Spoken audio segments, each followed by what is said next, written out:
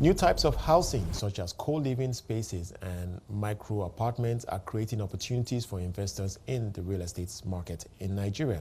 That's according to the managing director of Terra Developers, who says Nigeria needs to supply at least 650,000 new houses every year for the next 26 years to meet the current 17 million housing deficit. He joins me now in the studio for more on Nigeria's housing strategy and the outlook for the real estate market. Kola, it's a pleasure to have you on the program. Thanks a lot for having me, Wale.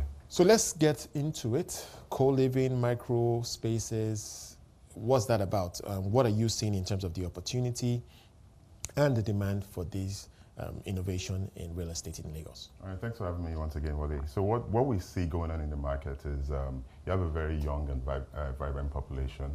About 120 million Nigerians are below 25 years of age. Most of these are going to be over the next few years looking for homes to live in. Where are they going to live in, right? They're going to move into cities like Lagos. Most cities, Lagos, Ibadan, Kano, Abuja, Port Harcourt. Everybody wants to stay in the cities because of the infrastructure and the lifestyle in the cities. How are they going to live there? Considering the increase in material prices and the housing prices recently, what we've seen is a demand for smaller spaces. This younger population, they're not crazy about bigger spaces that are far away from the city center. They're looking for things within the city.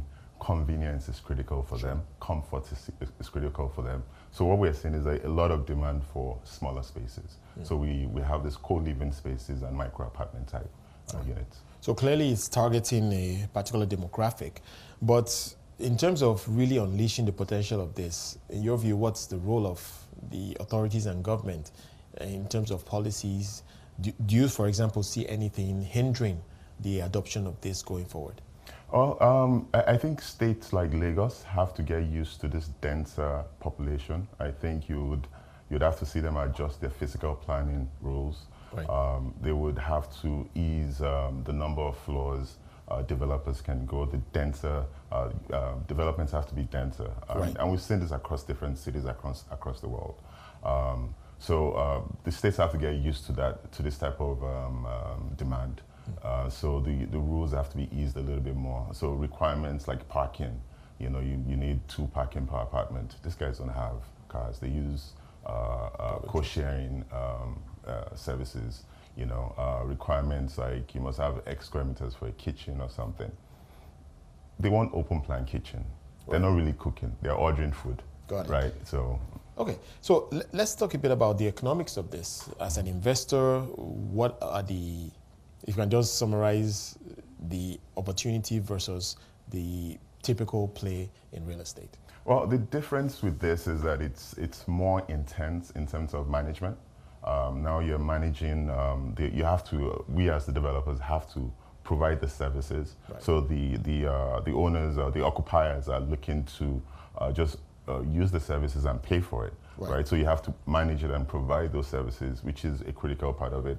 But in terms of financing it, what we've since seen is we found is that you have a lot of institutions that have supported us, for example, which are very interested in supporting the younger population, in them getting the opportunity to own homes or to live in proper structured housing. So, for example, we had Shelter Africa finance us on one of our projects here in Lagos to do this type of development. Right. Can you share any specific projects that you've been able to embark on, and what has been the reaction of the investors and, of course, the occupiers? Yes. So we have one of our flagship projects. It's called Olivia City, right here in Lekki, in Lagos. So within this project, we're doing about 300 housing units altogether. Within the development, we have a current phase right now that we've labeled Haley. So within this phase, we're introducing these co-living spaces.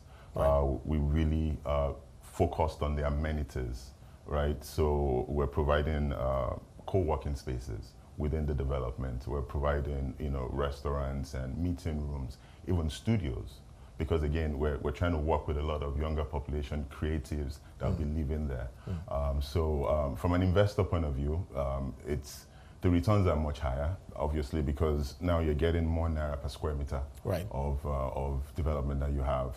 And not like you're squeezing more people, but you're utilizing the space much better per square meter. Sure. So returns are much higher than your typical rental plane, renting out a 2-3 bedroom apartment. Speaking of returns, clearly it's been a challenging time broadly for essentially all sectors of the economy.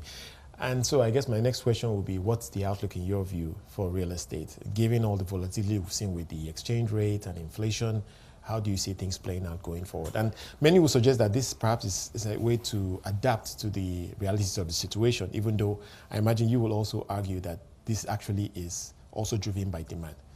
Yes, so what we see, we continue to see, it's an increase.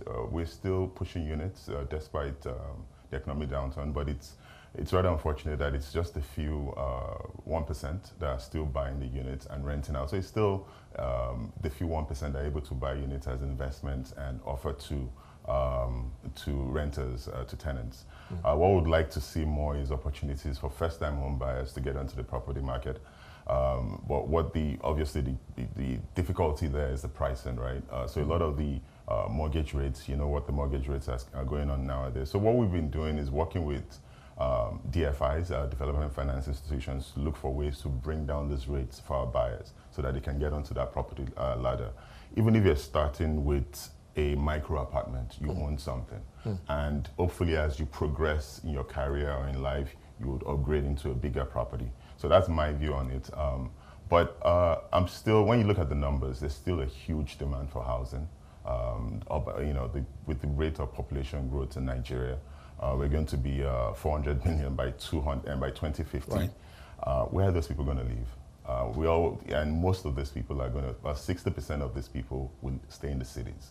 Right. So there's still going to be huge demand for housing, but we just have to adapt and change, and that's what we're seeing with this type of housing now. No doubt, adaptation is the key, especially in these challenging times. Thank you so much for your time today. I've been speaking to Kola Ashiru-Balogun, Managing Director at Terra Developers.